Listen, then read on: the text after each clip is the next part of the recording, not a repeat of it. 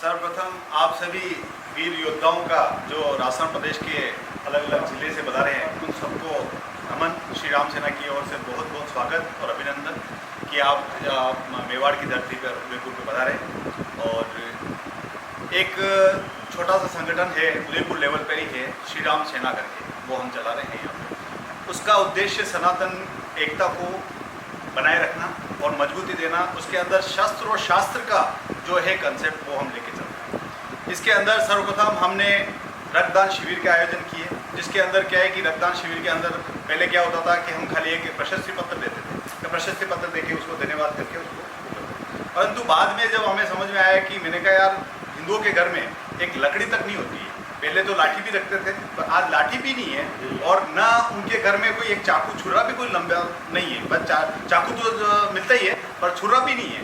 तो उसके लिए हमने सोचा, मैंने कहा इनको सबको अपन शस्त्र देंगे। तो हमने जो रक्तवीर जो थे हमारे अभी 5वां रक्तदान शिविर हुआ था, उसके अंदर 250 रक्तवीर आए थे, उनको शस्त्र में तलवार भेंट की और शास्त्र में हमने कीता।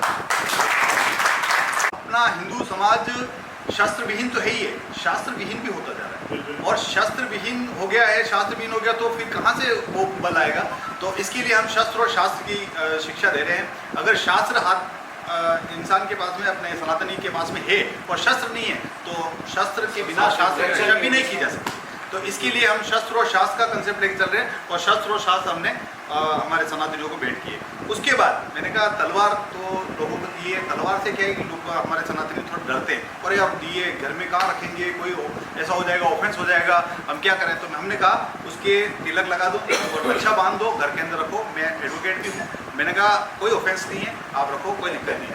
फिर भी लोग डरते हैं, मैं कह रहा हूँ आपको। और इन जो विदर्भियों के पास में आज देखो उनके घर के ऊपर जखीरे, मतलब तलवार तो छोड़ो, उनके पास जखीरा, ये स्थिति। और वो एक कदम आगे बढ़ चुके हैं, वो 6 राउंड की 10 राउंड की पिस्टल रखने लग गए और आज अपन अभी तलवार तक ही नहीं। तो बहुत बड़ी विडंबना है कि सनातन धर्म को उठाने के लिए बहुत मतलब जोर लगाना पड़ता है, बहुत ताकत लगानी पड़ती है। मैं आपको बहुत बहुत साधुवाद देता हूँ मनोज जी ने इस तरह का संकल्प लिया है कि मैं कह रहा हूँ कि आपने 50,000 युवाओं का आर्यवीर बनाने का राजस्थान में जो संकल्प लिया है वो श्री राम सेना कंधे से कंधा मिलाकर उनके साथ करेगी। 5,000 युवाओं की जो टोली है वो आर्यवीर बनेंगे, क्योंकि एक ही है, आर्यवीर बने या राम रक्षक बने, एक ही सनातन, एक ही बात है। तो हमारा यही ध्येय है। आगे हम ये चाहते हैं कि अभी हम मंदिर क्या है कि हनुमान चालीसा का पाठ भी कर रहे हैं। सनातन को उठाने के लिए क्या है कि एक और नई मुहिम भी हमने स्टार्ट की है। उसके अंदर ये है कि हम मंदिर जाना छोड़ चुके हैं। आपने देखा होगा पहले मंदिर जाते थे, अब मंदिर नहीं जाते हैं, बच्चे भी मंदिर नहीं जाते हैं। पिताजी नहीं जाएंगे तो बच्चे कहाँ से जाएंगे। तो हमने ये किया है कि उदयपुर के जितने भी मंदिर है, हनुमान मंदिर, उसके अंदर क्या हर मोहल्ले में होता है, तो हम वहाँ पे मंगलवार के दिन शाम को हनुमान चालीसा का पाठ रखते हैं। तो वहाँ के जो लोग हैं, लोकल लोग, वो भी आते हैं वहाँ पे, क्योंकि पहले तो हम जाते हैं 150-200 लोग वहाँ पे पहुँच जाते हैं, मंगलवार पाठ करते हैं। तो वहाँ आस-पास दोस्त वाले देखते हैं कि यार पाठ तो होता ही नहीं, ये 150 लोग कहाँ से आके हर बार पाठ कर रहे हैं। तो शर्मसार हो जाते हैं वो खुद ही, तो हम यहाँ पे क्या कर रहे हैं भैया, अगर ये बाहर से आके यहाँ पे पाठ कर रहे हैं तो हम क्या कर रहे हैं। तो वो लोग भी धीरे धीरे शामिल होने लगे। अब शामिल होने लगे तो धीरे धीरे कारोबार बढ़ा। तो फिर हमने उनको नियुक्त कर दिया वहाँ पे कि भाई आपको सबको हमने कार्यकारिणी बना के उनको नियुक्त कर दिया और उनको हमने जिम्मेदारी दे दी उस मंदिर की कि आपको ये पाठ करना है।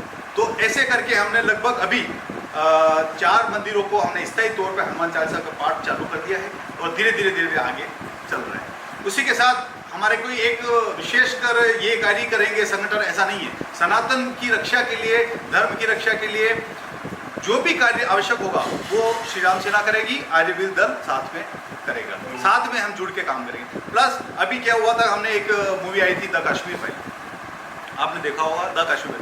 उस द कश्मीर फाइल को आज भी अगर आपसे उसको मतलब जो हिट कराया गया, उसको हमारे श्री राम सेना के थ्रू हमने कम से कम शुरुआत में 150 से 200 लोगों ने जाके हमने मूवी देखी। और मूवी देखने के बाद होता क्या है कि मूवी का अगर हिट करानी है तो सप्ताह भर उसको आपको जारी रखना पड़ेगा जाना वहाँ पे, तो उसके बाद में वो ऑटोमेटिक हिट हो जाएगी, क्योंकि सोशल मीडिया के मार्फत वो चलती है।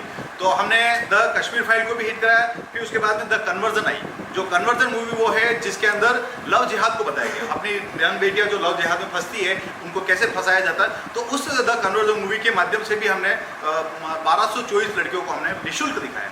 उसके बाद आई द केरला स्टोरी। अब इस द केरला स्टोरी के अंदर भी हमने लगभग अभी 8 से 10 शो किए, वो भी 300 250 गर्ल्स का हमने वो किया था, तो वो भी आज हिट हुई। अब ये हिट कराने के पीछे क्या कारण रहा, आप ये देखो, अपना सबसे बड़ा काम ये हुआ कि ये हिट हुई तो निर्माता को पैसा मिला, निर्माता को पैसा मिला तो सभी को पता चला कि निर्माता ये वाली मूवी बनाएंगे तो पैसा कमाएंगे, तो उस तरीके की मूवियाँ अब बनना स्टार्ट हो गई।